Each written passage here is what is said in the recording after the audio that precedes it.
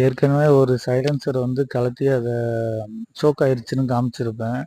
இது வந்து பார்த்திங்கன்னா அதெல்லாம் க்ளீன் பண்ணிவிட்டு நம்ம ஒரு கம்ப்ரஸர் ஏர் யூஸ் பண்ணி அதை வந்து உள்ளே ஸ்டோர் ஆகிருக்கு அந்த சைலன்சரில் அந்த கறி தூள் எல்லாம் நம்ம ஏர் ப்ரெஷர் கொடுத்து வெளியே எடுக்கும்.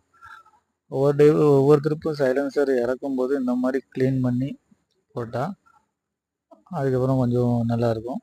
ஒரு டைம் ரீஜன் பண்ணி விட்டோம் அப்படின்னா சைலன்சர் அதுக்கப்புறம் ரொம்ப நாள் வண்டி ஓடும். இது வந்து க்ளீன் பண்ணியாச்சு. இது எதனால் வந்து இப்படி சோக் ஆகுதுன்னா, சைலன்சரில் வந்து டெஃப் இன்ஜெக்டர்னு சொல்லி ஒரு இன்ஜெக்டர் கொடுத்துருப்பாங்க. அது வந்து ஃபால்ட் ஆகி லீக் ஆக ஆரம்பிச்சுன்னா ஸ்ப்ரே ஆகாமல் லீக் ஆக ஆரம்பிச்சிடும்.